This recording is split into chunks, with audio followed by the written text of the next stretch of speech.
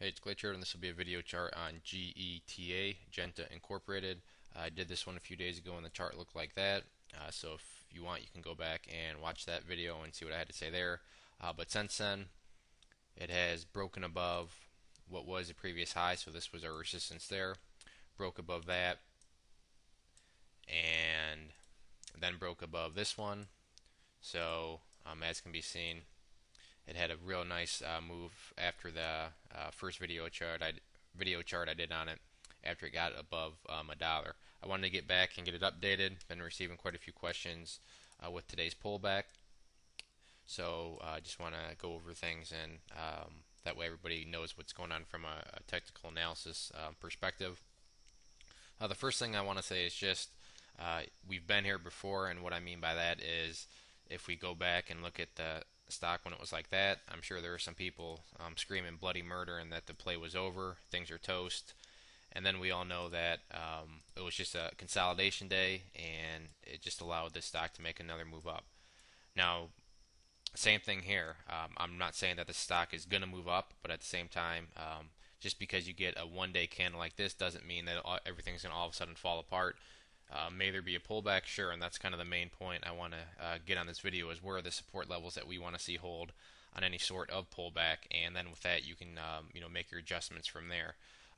But the one point being, don't give up and think that it's the end of the world just because you had a candle like this. Same situation here, and things turned out just fine.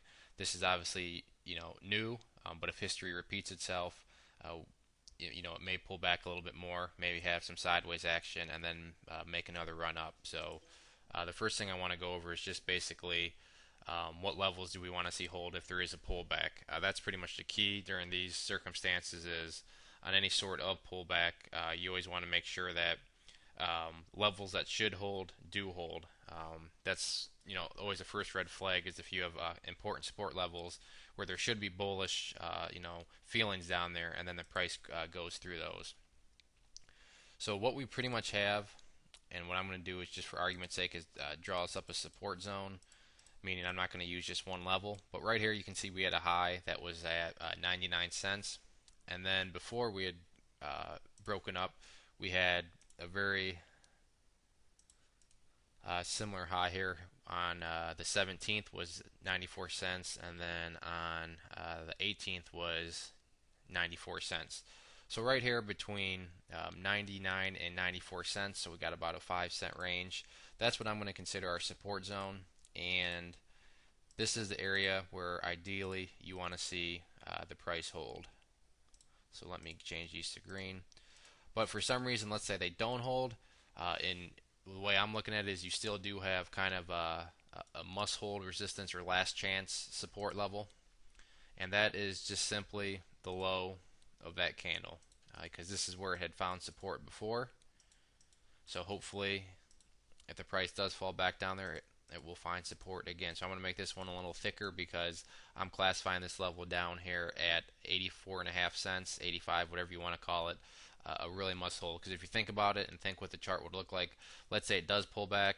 I mean that's a pretty far pullback. So in a pullback like that, that should allow plenty of people to get the weak hands out, let profit takers out, let everybody out that wants to be out, and then there should be, assuming this is still a bullish move, there should be plenty of people sitting down here saying, yeah, sure, this is a good price, I'll take those shares. Now, will it go all the way down there?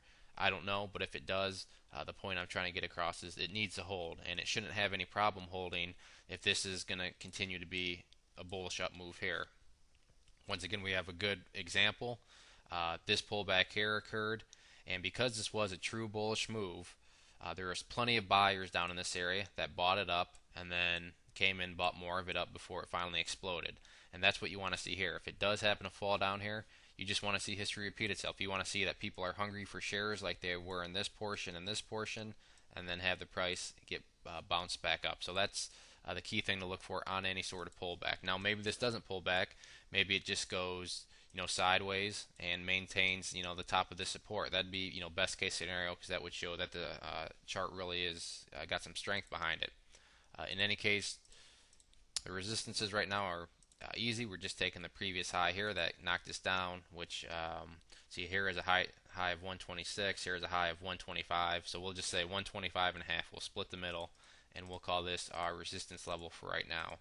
But for the time being, I wouldn't really worry about the resistance level. I would just my main focus would be on seeing how it reacts when it gets down into these areas of support.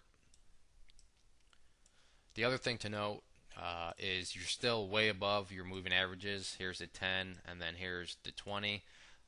As time goes on, these will keep increasing, so it's not like they're going to stay down here. But besides these static levels here that I pointed out, as always, keep your eye on these two moving averages too. Lots of stocks will pull back to their 20, which is this one down here, and then bounce from there. So if these ones all fall, but you still have the 20 below these, then you still do have a chance. But in 2 or 3 days' time, the 20 is going to be much higher than where it is right now. So that's one thing to keep in mind is where these moving averages are relative to these support levels up here. And then the last thing I wanted to point out, just real quick, was volume is not a problem at all. It's still staying heavy. There's still plenty of interest in the stock, so liquidity buying in and then being able to sell is not a problem. The one thing to watch is volume. If it starts to dry up again, that's one thing to keep your eye out for. But not a problem right now. Volume is of no concern, still staying heavy, so still plenty of eyes on it, plenty of people playing it, and that's what you want to see. So if you do have any other questions on the chart, please shoot me a message. And on another note, if you have not, I'd encourage you to check out bullmarketnewsletter.net. If you go there and sign up for the newsletter, you will be sent a free ebook, which has been getting really good reviews. And then you'll also be subscribed, and you'll get all sorts of things from big boards down to small caps. A nice variety for everybody. We've been making our members some good money with some of our selections. So I'd encourage you to check it out. No strings attached. It is all free, so you really have nothing to lose. Once again, this was GETA. Thanks for listening.